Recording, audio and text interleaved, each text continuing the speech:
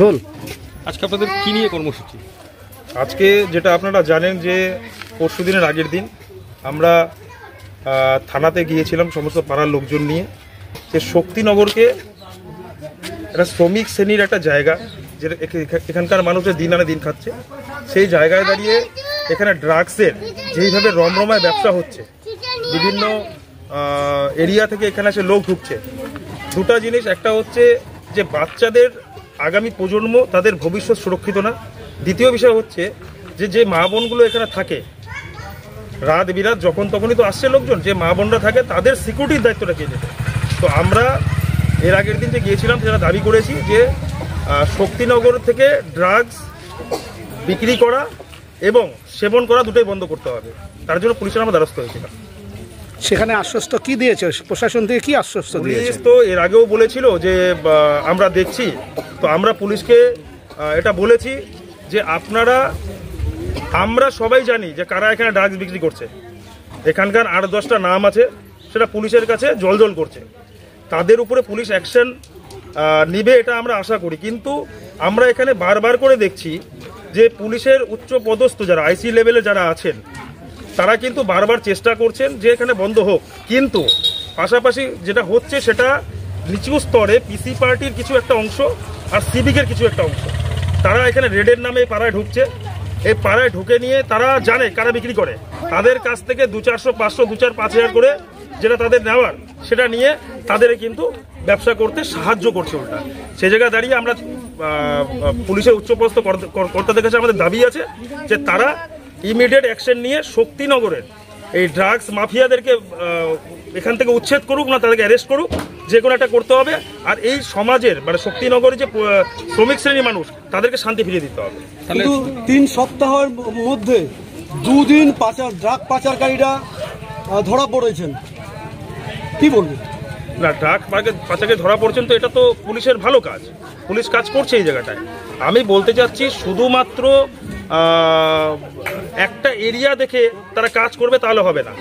আজকে আমার যেটা বক্তব্য, যেটা মিস করে গেলাম এক জায়গায়, যে এখানকার 8-10টা ঘর বিক্রি করছে, কিন্তু বাকি যারা আরও 390টা ঘর আছে, সেই 390 ঘরের সাথে কিন্তু ড্রাগসের ব্যবসার কোনো সম্পর্ক নেই। আজকে কারো মা বাসা বাড়িতে কাজ করছে, কারো বাবা ঠেলা রিক্সা চালাচ্ছে। আপনারা জানেন যে শক্তিনগর একটা শ্রমিক শ্রেণীর জায়গা, তাদের বদনামি আসছে। রাত 10টার পর এখানে হচ্ছে কোনো টোটোওয়ালা আসতে ভয় পাচ্ছে, কোনো রিক্সাওয়ালা আসতে ভয় পাচ্ছে, আত্মীয় স্বজন পর্যন্ত আসতে পারছে না। তারা শিলিগুড়ি মোড়ে যদি নামে, তারা হেঁটে হেঁটে এখানে আসে, তার কারণ কোনো রিক্সাওয়ালা বা টোটোওয়ালা এখানে আসতেই চাচ্ছে না। আমরা চাচ্ছি সম্পূর্ণভাবে এখানে ড্রাগসের ব্যবসা নির্মূল করা হোক। আর যদি পুলিশ প্রশাসন এই জায়গাটা আমাদের দাবি না মানে, আমাদের আন্দোলন কিন্তু এই সমাজের প্রতিটা লোককে নিয়ে চলবে। বলছি, পুলিশের একাংশের বিরুদ্ধে তো গাফিলতির অভিযোগ। একদম 100%। সেটা কেন? কারণ আমি দেখছি বলেই তো বলছি, আমাদের সমাজের লোক দেখছে বলেই তো বলছে। কি দেখেছে? আমার কথা হচ্ছে পুলিশ আমাদেরকে, আপনি একটু আগে প্রশ্ন করলেন যে কাশিবাটিতে 3 দিন আগে ধরা পড়েছে, তাহলে পুলিশকে সাধুবাদ জানাচ্ছি। সেই জায়গায় দাঁড়িয়ে পুলিশ সেই নিষ্ক্রিয়তা কেন? এখানেও ধরা পড়েছে 2বার, এখানে ধরা পড়েছে বারবার, যেই ধরা পড়েছে 2বার ধরা পড়েছে, তারপরে পুলিশ কেন নিষ্ক্রিয় হয়ে গেল? পুলিশকে লাগাতার সেই অভিযানে থাকতে হবে। এখানে যদি না থাকে, আজকে এই বাচ্চাটা আছে, এদের ভবিষ্যৎ প্রজন্ম কি হবে? এই যে ছোট ছোট বাচ্চা, এই ভবিষ্যৎ প্রজন্মের জন্য আমাদের লড়াই।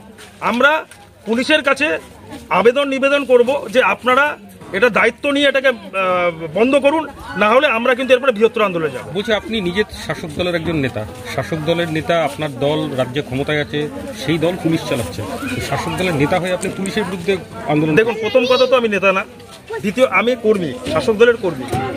তারপরও আরেকটা কথা হচ্ছে, শাসক দলের কর্মী বা নেতা হওয়ার আগে আমি সমাজের একটা লোক, সমাজের একটা অংশ। তো সামাজিক দায়িত্ব শাসক দলের হোক আর বিরোধী পক্ষের নেতা হোক বা কর্মী হোক, তার সমাজের প্রতি দায়িত্ববোধ থাকে। সেই দায়িত্ববোধ পালন আমাকে আমার কর্তব্যে নাড়া দিয়েছে। আমি সেই জায়গায় দাঁড়িয়ে দায়িত্ববোধটা পালন করছি। আমি জাস্ট দায়িত্ববোধটা পালন করছি। এটাতে কারো যদি খারাপ লাগে সেটাতে আমার কিছু করার নেই। আমার সমাজের মানুষকে বাঁচাতে হবে, সামাজিক ব্যবস্থাটাকে বানায় রাখার জন্য আমি তার লড়াই করছি। এখানকার মহিলাদের যেটা অভিযোগ, যে যারা পাচারকারী তাদের নাম পরিচয় জানতে চাইলে পুলিশের একাংশ তাদের ধমকাচ্ছেন এবং ভয় দেখাচ্ছেন, অ্যারেস্ট করে নিয়ে যাবেন বলছেন।